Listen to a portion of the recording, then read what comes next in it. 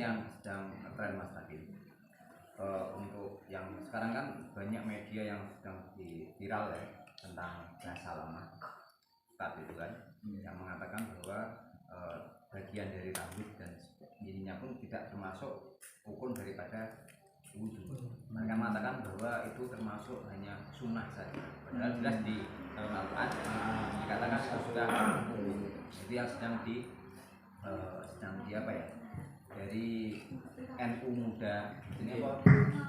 Wajib ini NU muda kok. NU muda itu kan sedang diangkat bahwa itu dijelaskan Mas. Bagian dari ini dikatakan di situ adalah sunnah, padahal itu jelas di dalam ini yang harus kita tahu. Iya betul.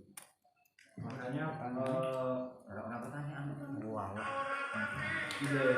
Tidak, kita memang dalam memahami ibadah-ibadah mandor yang murni ya harus bahan bakunya itu dari Al-Quran. Kalau Al-Quran mengatakan demikian bahwa wamsahu biruusikum, kita ini di saat wudhu harus membasuh sebagian kepala. Kalau Imam Malik malah semua kepala, semua rambut harus kopiok. Kalau tidak sah. Nah itu karena bakunya begitu di dalam Al-Quran. Jadi tidak bisa kemudian kita beristihad yang menyelisihi nas. Kalau itu kan jelas menyelisihi nas, karena nasnya saja lah. Kecuali kalau yang tidak dijual dinas, misalkan berkumur-kumur, istinsyaq, menghirup air itu di hidung, nah itu kan semua sunnah. Karena memang di dalam Al-Quran tidak ada nasnya, dan itu hanya bukan hanya, tapi itu sunnah fiqhiyah Nabi Muhammad. Nabi mencontohkan saat itu ada tambahan-tambahan yang dibasuh, itu sebagai kesunahan. Terakhir Mas lagi ini pertanyaan yang nanti berhubungan dengan konten yang nanti mungkin akan diunggah oleh Mas Lagi. Bagaimana cara kita semua itu ya, generasi muda sekarang itu memilih dan memilah mana yang masuk resmi atau sudah kita yakin di situ nahdiyin. Nah, sedangkan sekarang kan banyak yang nun sewu dari kaum Wahabi kan luar biasa gencarnya. Bagaimana cara kita membedakan ulama yang Wahabi dengan yang nahdiyin? Baik. Terima kasih, bagus sekali. Sebelumnya perlu kita gali dari fondasi awal hukum kita mengikuti organisasi. Kita ber-MI itu hukumnya apa? Gitu dulu ya. Baik, di dalam kitab Bulughul Tulab ya itu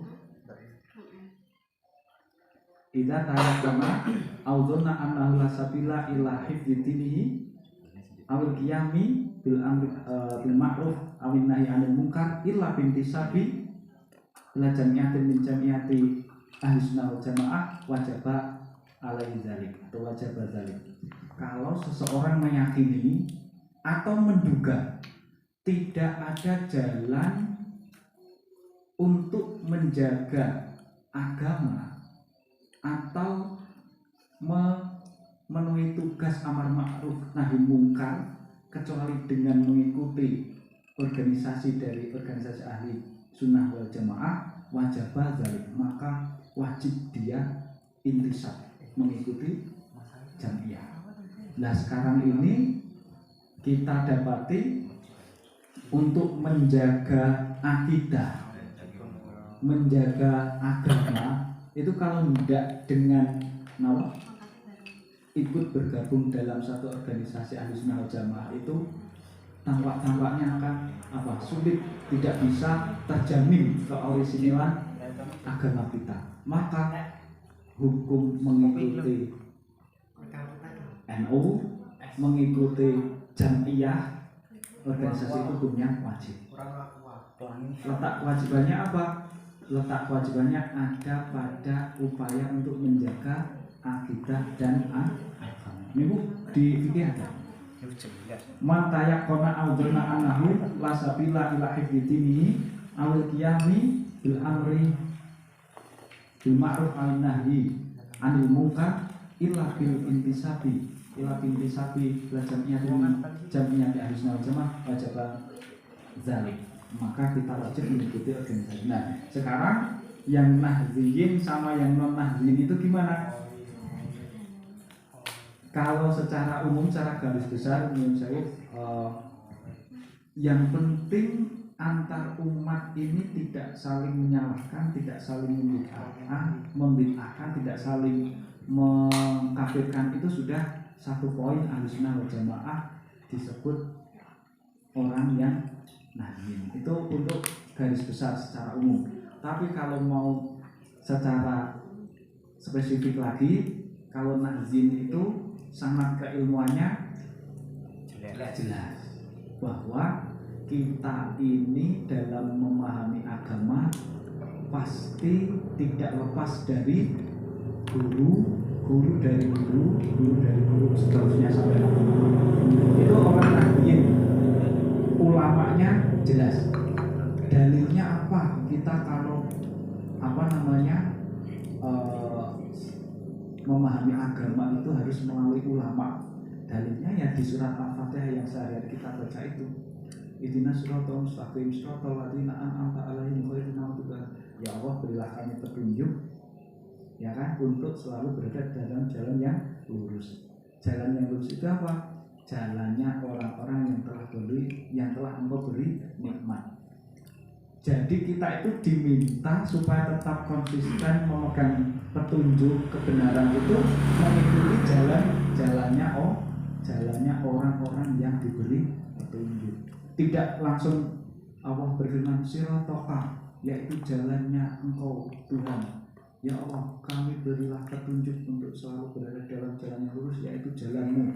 Allah tidak berfirman seperti itu. Tapi kita diminta untuk mengikuti jalannya orang-orang yang diberi kenikmatan berupa petunjuk. Makanya kalau orang nahyin itu gurunya itu jelas, sanadnya. Sanad itu transmisi keilmuannya itu menyambung. Saya dapat dari ini, Pak Rudi dari pondok ini, gurunya Pak Yai ini, Pak ini dari atas. Tidak langsung. Nah, kewajiban orang yang umum Hasyim Asari. Kewajiban orang yang awam itu taklid.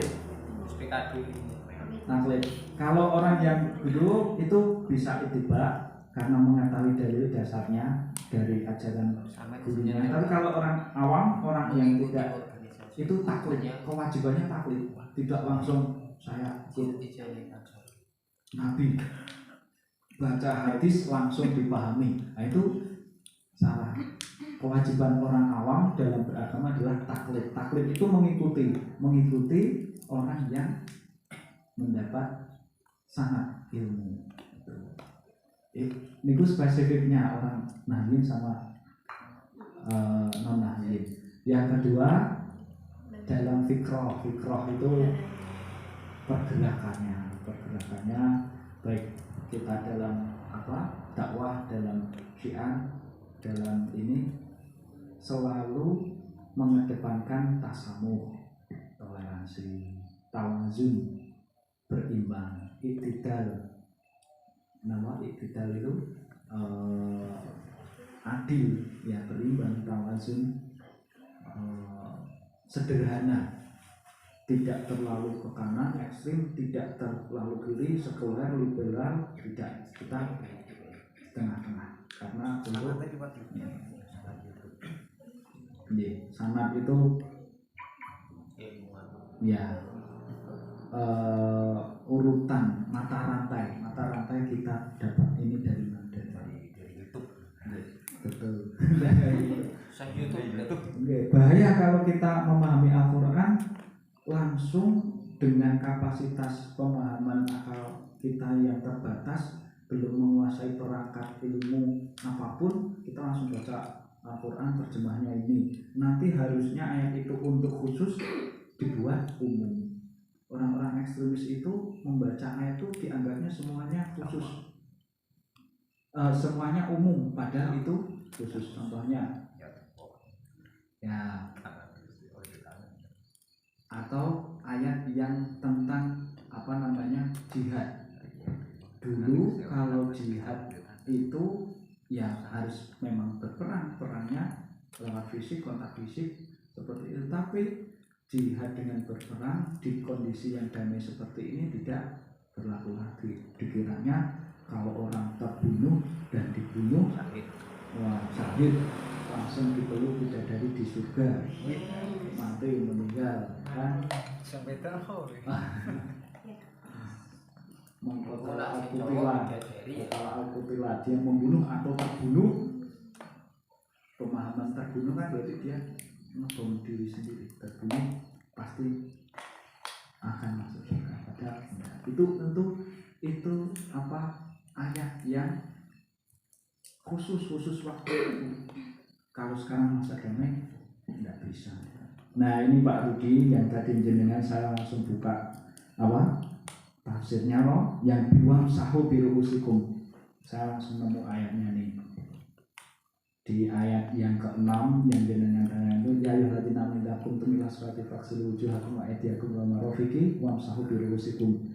Wamsahu biruusikum dalam tafsirnya syarahnya wa qala Abu Hanifah yajibu mas'urul irroksi. Imam Abu Hanifah saja mewajibkan ketika saat wudu itu membasuh 1/4 kepala. Ini Imam Abu Hanifah. Wa qala Malikun wa Ahmad, kalau Imam Malik dan Imam Ahmad bin Hanbal yajibu mas'ul jami'i.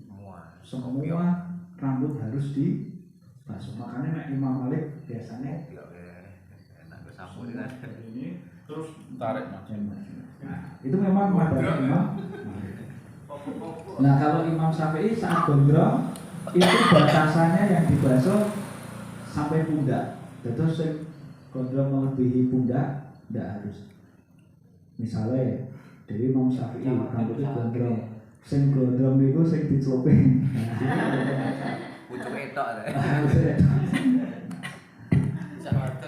Nah, saat membasuh rambut itu karena sebagian tidak harus depan, di belakang sini boleh, sini boleh, tidak harus depan, karena di Imam Syafi'i hanya sebagian. Ini Pak Rudi penjelasannya dalam aksesoris soal tadi yang panjenengan tanyakan. Karena yang cuma fita yang saat tayamum juga demikian. Baik, niku wujud niat juga kita wajib niatkan. Ada yang mengatakan saat itu niat tidak menjadi rukun, langsung basuh muka. Nah ini ada wujud niat, ada kewajiban niat. Baik, itu pun ya. Besok lagi semoga apa yang saya sampaikan hari ini malam ini membawa dampak kemanfaatan yang signifikan terhadap keberlangsungan hidup kita. Upayanya dalam menyempurnakan ibadah kita kepada Allah Subhanahu wa Ta'ala. Ibadah itu mengabdi. Kita hidup ini memang pengabdi neng Gusti. Nah, bentuk pengabdian kita lewat sosialnya demikian. Yang utama lewat ibadah. Yang lain-lain tambahan itu juga menjadi pemberat timbangan amal kita di yang akhir kelak. Amin. Baik, itu kiranya semoga bermanfaat. Kurang lebihnya minta maaf. Tumtum fil khair wa barakatuh wa najah wa muwaffiq ila aqwamit thoriq. Wassalamualaikum warahmatullahi wabarakatuh.